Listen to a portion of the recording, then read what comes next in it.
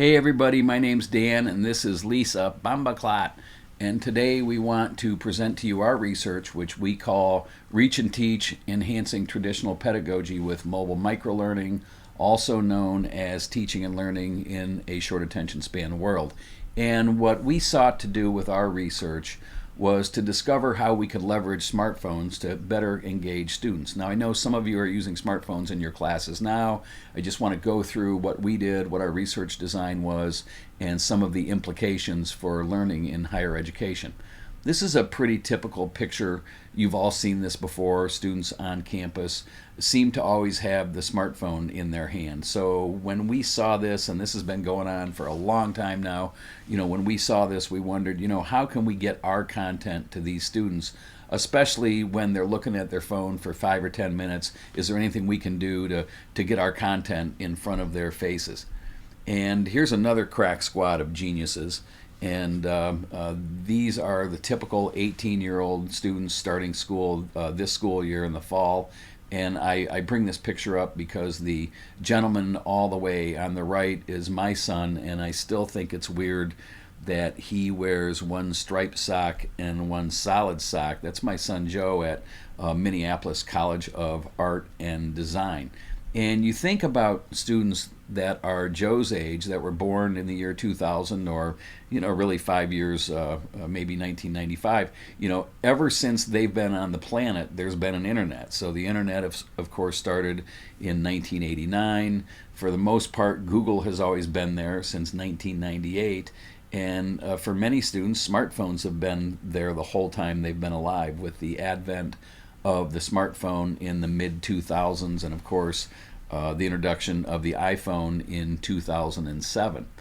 And I think about this stuff a lot, and even though I'm a director of distance education and a professor, I'm sort of a Luddite, and this is sort of my view of how technology has improved higher education, both in the classroom space and in the online space. So as far as the classroom is concerned, my observation of how technology has improved higher education is this: that improvements in the traditional classroom really haven't always come to fruition, and in the online space, here's how education has changed with technology.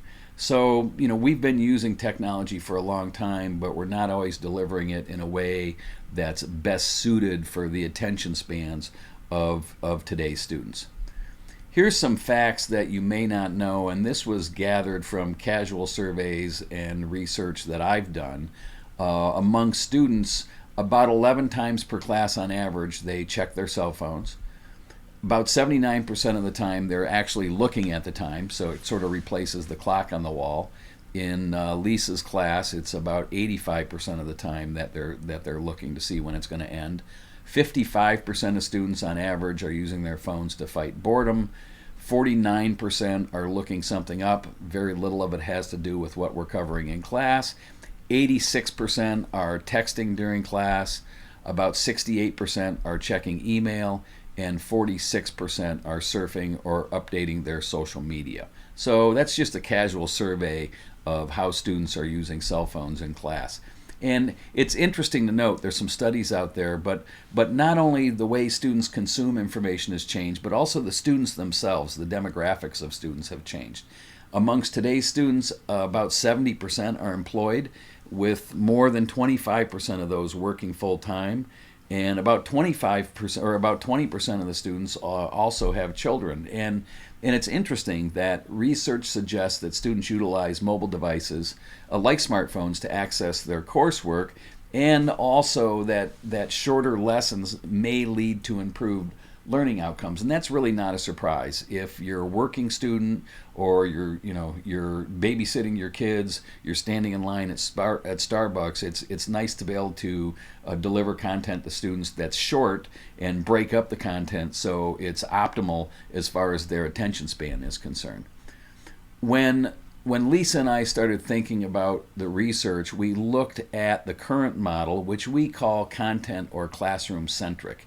And this is the traditional didactic model that you see at the top. This is our cocktail napkin sketch of our research project. And the traditional model is really where the student goes to the classroom or the student goes to the computer, the LMS, to get their content. So it's really content centric in that the student has to go to the content. And what we thought about was a more student-centric model where the content is pushed to the student in digestible chunks. And again, with a mobile device, something that's in the palm of their hand, it really makes this mobile phone screen some of the most valuable real estate when you're thinking about attention share among students. And also, because of the short attention span or attention share, we thought about making content that was shorter lessons as enhancements to traditional learning. And I want to stress here that we're not talking about replacing everything we're doing now with cell phones. It's impossible. We're just talking about how can we leverage cell phones and shorter content to bring about better learning outcomes for our students. So we wondered a lot about whether or not we could help busy students by supplementing the way we deliver content, and we wanted to know what students' preferences were. In other words, would they prefer lessons delivered to their smartphones? And we also wondered how we could provide short, simple, focused learning modules. And one of the things that we concluded was that, hey, everything is great right now, except we're delivering content that is too long for today's students to pay attention to. We're delivering content which can't compete with the world of information distractions or cognitive overload, because there's a lot going on out there. And we're delivering it on platforms that students don't access on a regular basis. I mean, I remember when laptops first came out, and it was a big deal because of portability. But now, with students in the hallway, standing in line to get lunch, maybe sitting in their car, the laptop's not a practical thing, and their phone is always with them. So it's really a great platform to deliver educational content on when possible. So, in other words, pedagogy and the way we deliver course content hasn't changed in decades, but at the same time, student lifestyles have changed significantly. And again, that's going back to this idea that more students are working than ever before. Some of them have families, and they just don't always have big blocks of time to dedicate to their studies. So, to test our theory about mobile learning and to learn more about it, we created the Mercy Mobile Bio Learning app. So this one we're showing you we created for a pathophysiology class that Lisa teaches. We also designed an app that I utilize in the history classes that I teach at the University of Toledo. So whether it was the humanities or the sciences, we looked at both areas, and we explored ways to optimize content for the mobile platform. This is a screenshot of what our mobile app looks like. You can see it was designed to be very easy to use. This is the pathophysiology app, and there's a big red button at the center where the student can pull down to select various topics. We also had a midterm review on this particular app. Inside our app, we built micro modules that suit the shorter attention spans of today's students. And you think about this, it's a really fast-paced world, and as I mentioned before, it's a world with a lot of information, where students, and all of us, but students especially, are bombarded with information, and we're competing with social media, we're competing with YouTube, we're competing with news feeds, email, text, Instagram, and even our watches now send us emails and texts. So there's a lot out there, and one of the things that we thought about a lot is how can we get a share of this attention. So a little exercise we'd like you to do, we'd like everyone to stand up and break into groups of 4, and amongst your groups of 4, we'd like one person, you can figure out who that is, we'd like one person to be the listener, and we'd like 3 people to be the talkers. And what we're going to do is, for you talkers, when we give you the signal, we want you to talk for about 30 seconds about something that happened to you today or in the last couple of days, and we want you to all talk at the same time. So whether it's something you had for breakfast, maybe something that happened on your drive over to Oxford today, or something that happened in your classes last week, we want you to all to talk at the same time for 30 seconds. We'll give you the signal when to start, and The listener, we want you to try to take in as much of this information as possible while these three sources are coming at you at the same time. So let's go ahead and get started.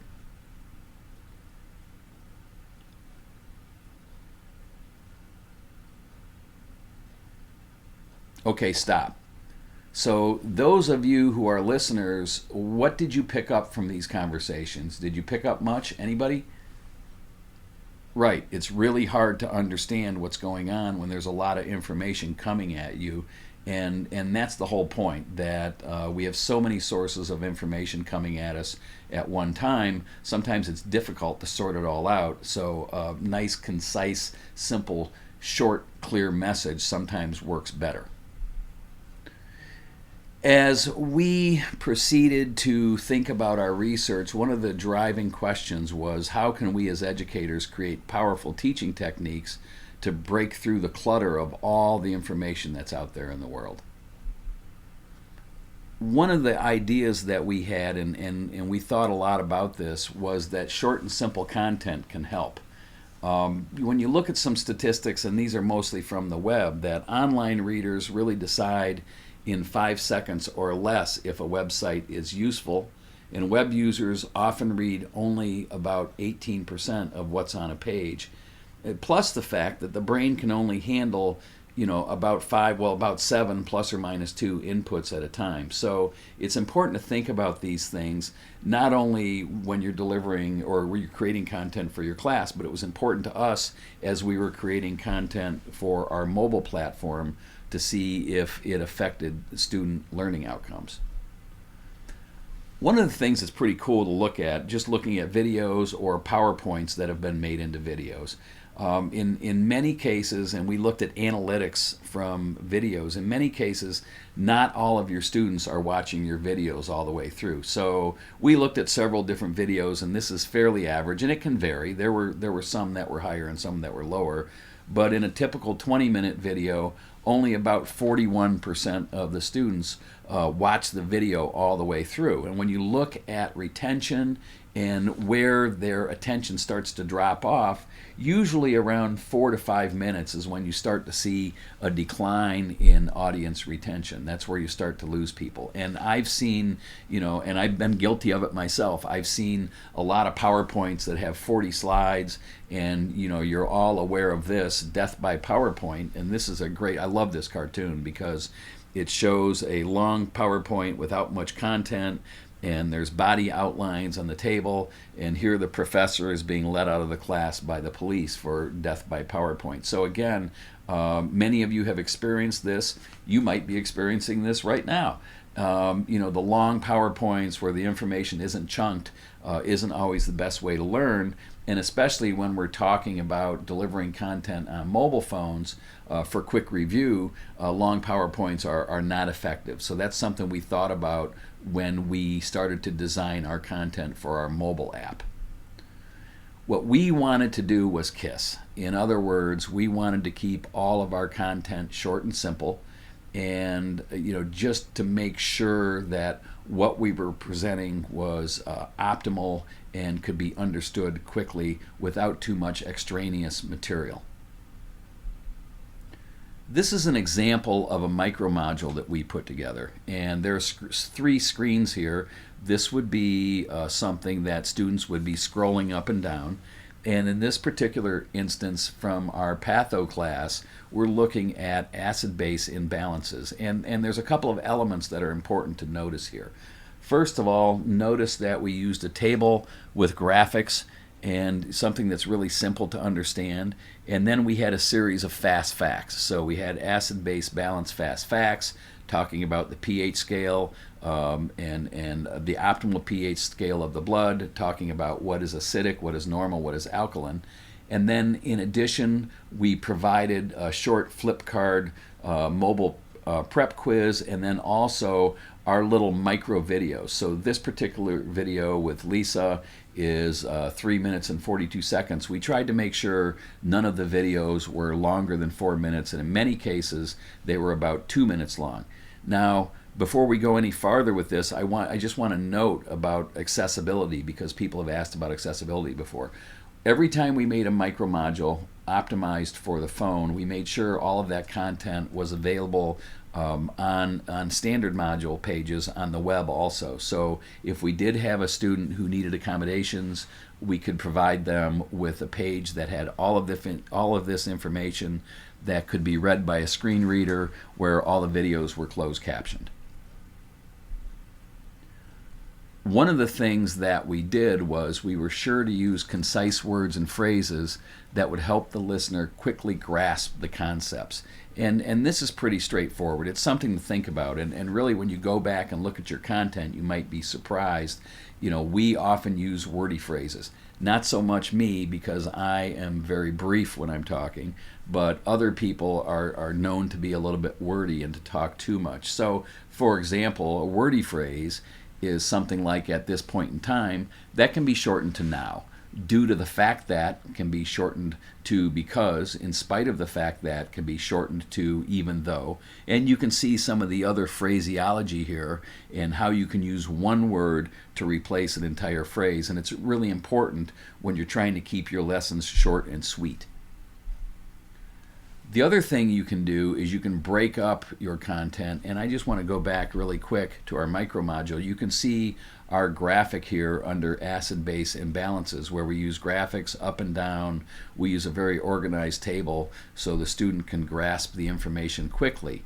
And so it's important when you're presenting material and trying to keep it brief, to use lists and to use bullet points. And you can see from this example, instead of using a sentence to define gross domestic product, GDP, you can use something like a table with a graph, and it's much easier for the student to comprehend and to remember. The other thing we learned is that it's important to keep it short. So to omit anything unnecessary to your message. Less is more, and there's a number of reasons for this. Again, when we're delivering content on phones, we want something the student can utilize for 5 or 6 minutes, and it'll be something that's really helpful to them as far as learning is concerned. But the other thing, and sort of the broader implication here, is, as our semesters get shorter, our information is compressed in fewer and fewer weeks. It's important to remember that we're teaching to course objectives, and to make sure that anything unnecessary is eliminated when possible, if it doesn't hurt the learning of the class. So we want to stick to the course objectives or the module objectives and omit anything that's unnecessary. And when we're talking about micro modules, trying to optimize content to make it shorter, it's more important than ever before. When we made videos, our approach was to make what we call desktop lectures or desktop videos, and there's so much great technology out there now. We use Snagit at Mercy College. At the University of Toledo, we use Echo 360 as our video server. And regardless of how you make videos, not only is it important to make them short, but it's important to personalize them as much as possible. To not use a script, to deliver a short micro lecture right into the camera to help students learn. And also, as we're going to show you in a minute, a video of 2 or 3 minutes can go a long way when it comes to teaching students key concepts about what you're trying to teach them. So let's look and see at what one of our videos that we had on our phone app looks like. Blah, blah, blah, blah, blah, blah, blah, blah, blah, blah, blah, blah, blah. Also, again, I'd like to remind everybody that we provided transcripts to these videos on our learning management system, and we also provided a closed caption version of our videos on our learning management system, so everything was accessible. After we put our apps together, we surveyed our students, and we want to share with you briefly some of the results. Now, this was qualitative, and our goal here was to find out what students' preferences were.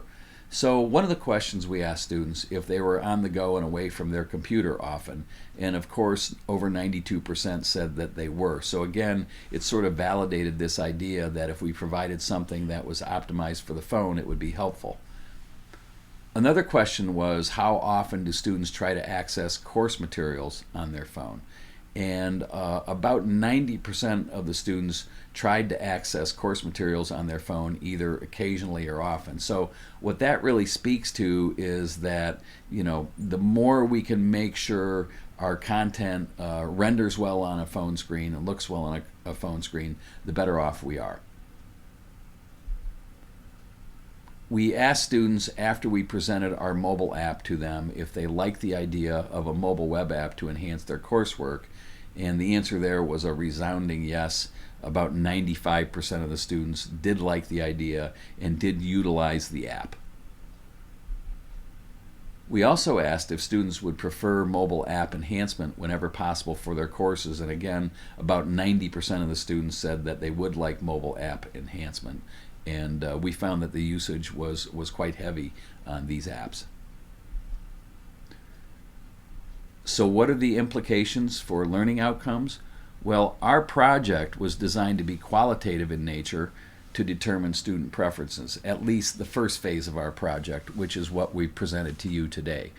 The quantitative data that we have at this point suggest higher scores on mobile enhanced modules. In other words, where we had content created and where we deployed that content on mobile phones, quiz scores were consistently higher than content that was not deployed on mobile phones. And again, none of the mobile app stuff replaced anything in the classroom. We're not suggesting that this is a replacement for what you're doing. We're suggesting that certain areas where students have traditionally have difficulty, a mobile module may help them do better. And whether it was the pathophysiology class or history class, we found consistency that those modules that offered mobile enhancement resulted in higher test scores among students.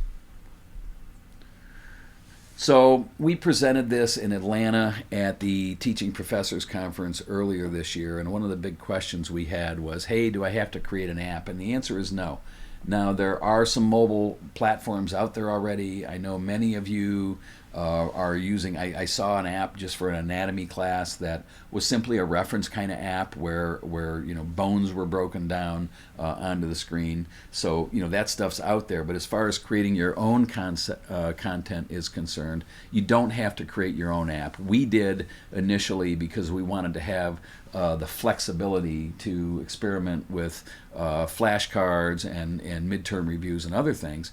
But if you're using a popular learning management system now, such as Blackboard or Canvas, the phone apps that they provide for free are pretty good and they can be utilized. So on the left-hand side, you see the app from Blackboard, which is what we use at the University of Toledo.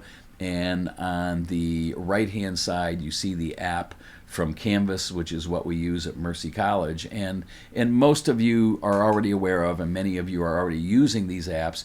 Students can access all of their modules currently using these apps from the manufacturers.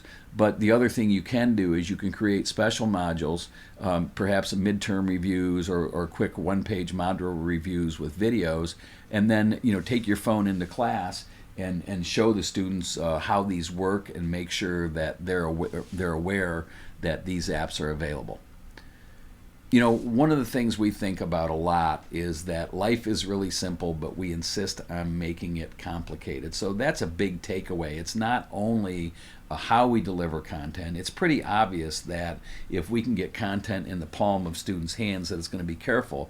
But it's also important to understand the easier or the simpler you can make content. If you think about the keep it simple, stupid, the KISS method, it'll help your students greatly. And hopefully the end result will be happy students.